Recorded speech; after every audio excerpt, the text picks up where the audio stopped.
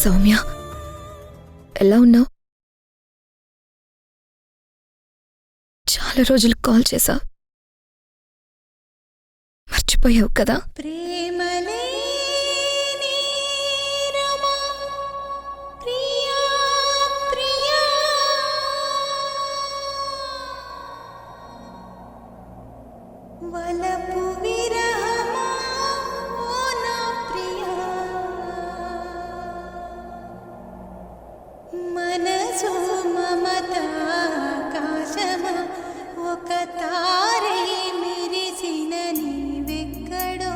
ఇప్పుడు నేను మాట్లాడిన మాటలన్నీ నీతో మాట్లాడినట్టు ఊహించుకొని మాట్లాడినవే బావా.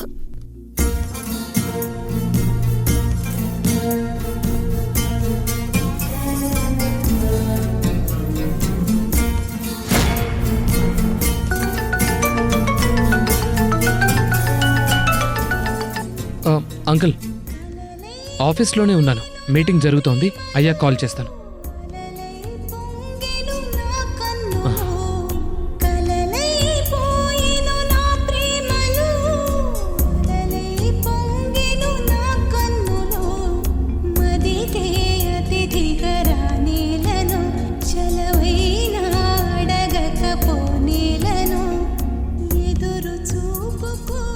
ఎలా ఉన్నావు బావా?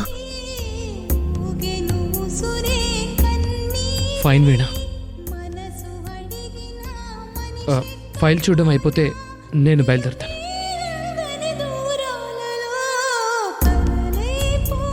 నన్ను క్షమించు బావా.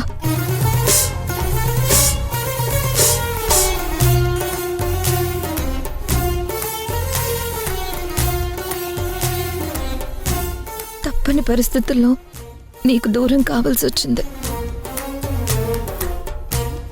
గాయాల్ని గుర్తు చేసే గతం గురించి ఎందుకులే వీణా. నువ్వెలా ఉన్నావు? ఉన్నా లేనట్టే అన్నట్టు ఉన్నాను బావా.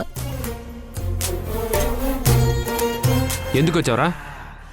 మా ఆఫీసులో నీకేం పని? వెళ్ళరా, బయటికి వెళ్ళు.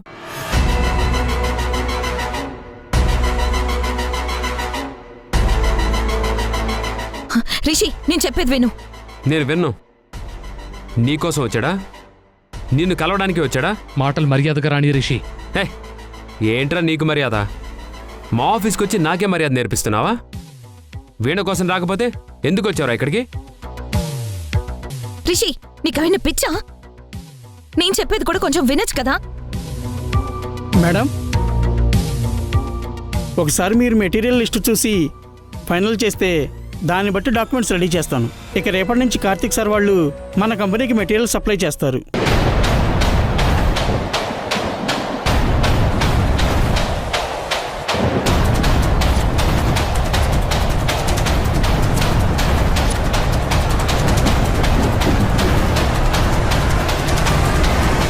ఓకే, లిస్ట్ అంతా కరెక్ట్గానే ఉంది, డాక్యుమెంట్స్ రెడీ చేయించండి. Okay madam.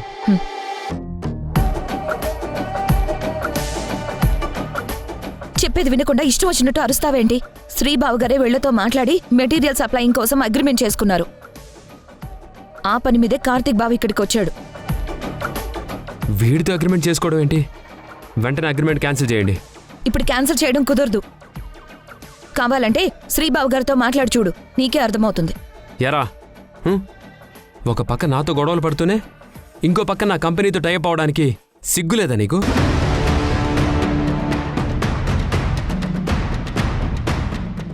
ఇప్పటికైనా అర్థమైందా? ఎప్పటికీ మేం పైనే ఉంటాం, నువ్వు మా కాళ్ళ కిందే ఉంటావు.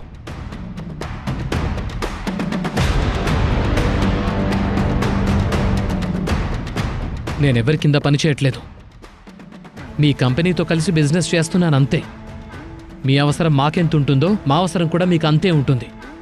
ఇక్కడ ఒకరు ఎక్కువ కాదు, ఒకరు తక్కువ కాదు. ఈ పొగరికేం తక్కువ లేదు. రిషి, ఏమీ తెలియకుండా కంపెనీ వ్యవహారాల్లో తలదూర్చాలని చూడకు. అవునులే, కంపెనీలన్నీ హ్యాండిల్ చేసేది మీరేగా.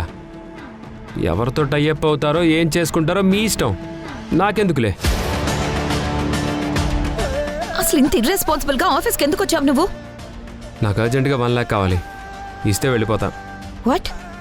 1 lakh? ఎందుకు? ఎందుకు ఏంటనేది ఇంటికి వచ్చాక కూడా చెప్పొచ్చు.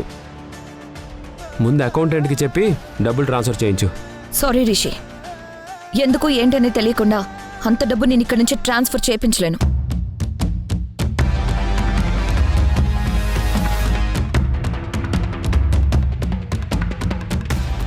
వీణా, నాకు మళ్ళీ కోపం తెప్పించొద్దు. కోపంలో నేనేం చేస్తానో నాకే తెలీదు. డబ్బులు ఇస్తే నా పాటికి నేను వెళ్ళిపోతాను. కారణం తెలుసుకోకుండా అలా ఎలా ఇవ్వాలి రిషి? అదేమీ మన పర్సనల్ డబ్బు కాదు, కంపెనీ డబ్బు. కంపెనీ ఎవరిది? మా డాడ్ది. అంటే నాది. నా డబ్బు నాకివ్వమని ఆర్డర్ వేస్తున్నాను. నేనేమి డబ్బులు ఇమ్మని నిన్ను అడుక్కోవట్లేదు. అయితే వెళ్ళి మావయ్య గారి పర్మిషన్ తీసుకునిరా, అలాగే ఇస్తాను. డబ్బుల కోసం నేను పర్మిషన్ తీసుకోవాలా? రిషి! ఎంత ధైర్యం!